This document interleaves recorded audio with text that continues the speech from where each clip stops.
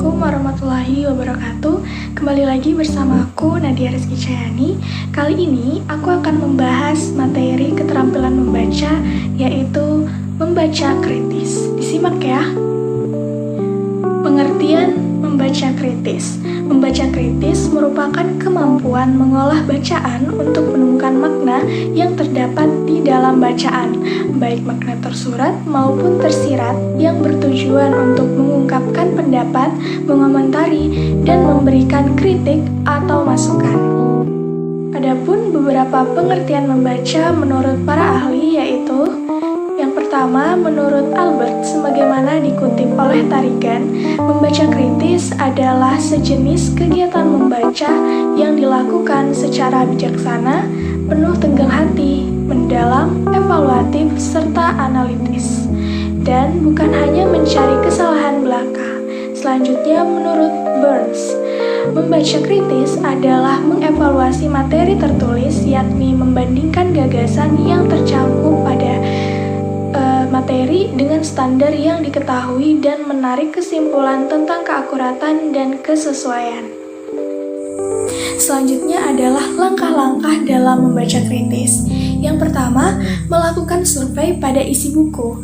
Langkah awal yang harus dilakukan ialah dengan membaca terlebih dahulu bahan bacaan secara sepintas pada bagian-bagian tertentu saja. Tujuannya ialah untuk mendapatkan gambaran umum bacaan tersebut. Bagian-bagian yang perlu diperhatikan dalam membaca kritis diantaranya paragraf awal, paragraf akhir, dan juga beberapa paragraf di tengah. Selanjutnya, bagian daftar isi, gambar-gambar, tabel, dan grafik yang memiliki gambaran umum mengenai bacaan tersebut. Ada juga soal-soal yang mungkin terdapat dalam bacaan tersebut. Nah, dengan melakukan survei, kita bisa mengetahui bagaimana konsep isi dari sebuah buku, bahkan sebelum kita membaca secara keseluruhan bagaimana isinya. Dengan demikian, dapat mempermudah kita saat melakukan riset penelitian. Selanjutnya, yang kedua, membuat pertanyaan. Pertanyaan-pertanyaan ini biasanya akan muncul ketika kita melakukan survei. Jika tidak terdapat pertanyaan, usahakan untuk mencari apa yang kita tidak mengerti. Minimal ada sebuah kata yang asing yang kita tidak tahu artinya dan diberi tanda menggunakan stabilo atau alat lainnya pada kata atau kalimat yang tidak kita mengerti tersebut. Dengan adanya pertanyaan tersebut, kita jadi bisa mengetahui apa saja kekurangan di dalam isi buku tersebut atau hal-hal apa saja yang belum kita ketahui sebelum membaca buku tersebut. Selanjutnya, yang ketiga, membaca. Membaca merupakan langkah dominan di dalam langkah-langkah membaca kritis ini. Membaca di sini sebagai metode untuk mencari jawaban dari pertanyaan-pertanyaan yang muncul dalam proses survei bacaan. Bacalah dengan teliti dan juga seksama pada tiap paragraf. Baca juga bagian demi bagian untuk menangkap kesimpulan dari tiap bagian bacaan.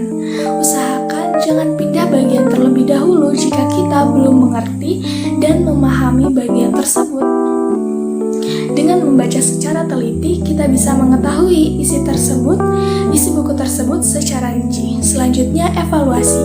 Evaluasi merupakan langkah di mana terdapat pertanyaan yang muncul. Apakah kita sudah menguasai bahan? Yakinkah bahwa kita sudah memahami bahan bacaan tersebut atau belum? Jika belum, cobalah cari apa yang Anda tidak mengerti dan temukan jawabannya. Melakukan evaluasi cukup penting karena kita bisa mengasah kemampuan mengingat dan ketelitian saat membaca dan juga menambah ilmu yang mungkin sempat terlewat saat kita membaca. Yang kelima, meninjau ulang. Meninjau ulang merupakan cara terakhir kita di dalam melakukan membaca kritis. Cobalah kita menutup dulu bukunya, lalu pikirkan apa yang sudah kita dapatkan dari bacaan tersebut. Selanjutnya, tuliskan hasil pikiran kita dalam selembar kertas dan bandingkan tinjauan kita dengan apa yang terdapat pada buku bacaan. Ketika kita meninjau ulang dan ternyata hasilnya maksimal, itu berarti kita sudah memahami betul materi apa yang sudah kita baca tadi. Nah, adapun teknik yang dapat kita gunakan dalam membaca kritis yaitu mengerti isi bacaan, mengenali fakta, dan menginterpretasikan apa saja yang dibaca dengan kata lain.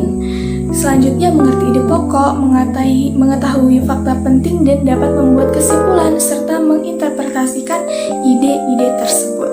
Selanjutnya, aku akan menjelaskan perlunya sikap kritis dalam membaca.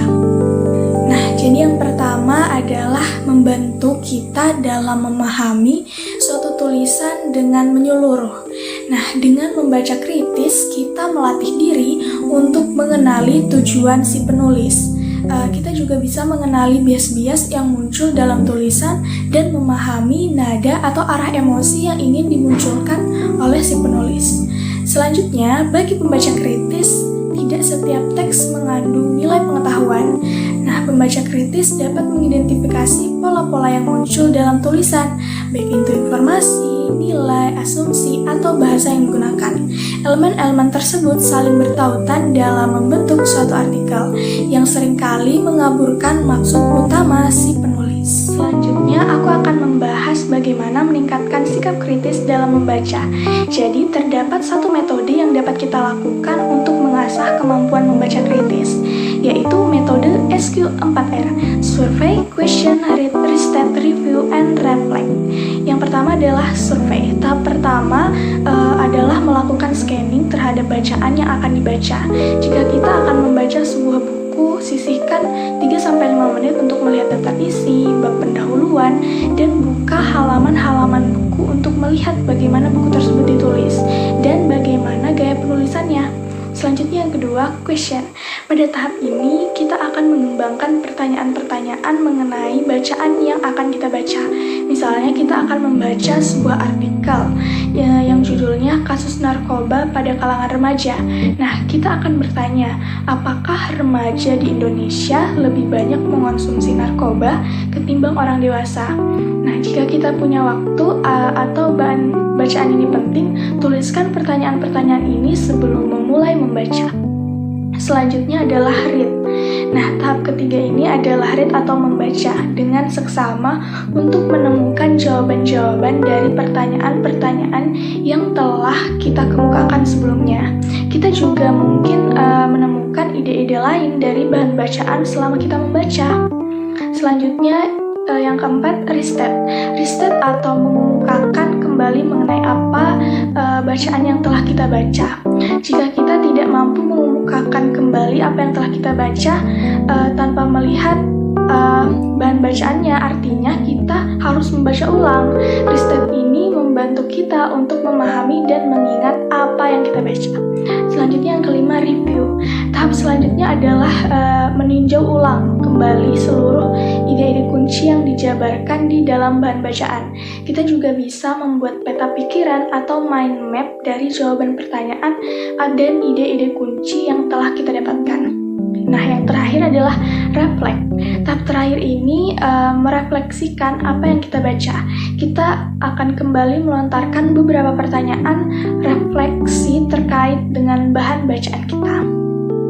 Nah, selanjutnya ini ada beberapa pendapat menurut McLecky dan Jeffries untuk meningkatkan sikap kritis dalam membaca, yaitu dengan mengajukan beberapa pertanyaan, contohnya dari mana bacaan tersebut berasal, apakah sumber informasi tersebut itu dapat dikatakan terbukti dan dapat dipercaya. Yang kedua, siapa penulis bacaan tersebut, apakah penulis tersebut memiliki kualifikasi menulis topik tersebut, kemudian apa tujuan penulis dalam tulisannya, apa pendapat penulis tentang topik yang ditulisnya, serta apakah ada perbandingan mengenai informasi yang telah diketahui sebelumnya, apakah saya setuju dengan informasi yang telah saya ketahui.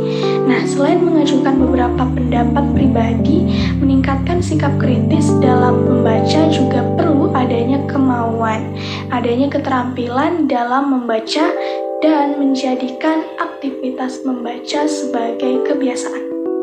Sekian dulu videoku mengenai membaca kritis. Aku mohon maaf jika dalam penyampaianku masih terdapat kekurangan, dan aku berterima kasih kepada teman-teman yang sudah menonton video ini hingga akhir. Sampai jumpa di videoku selanjutnya. Dadah.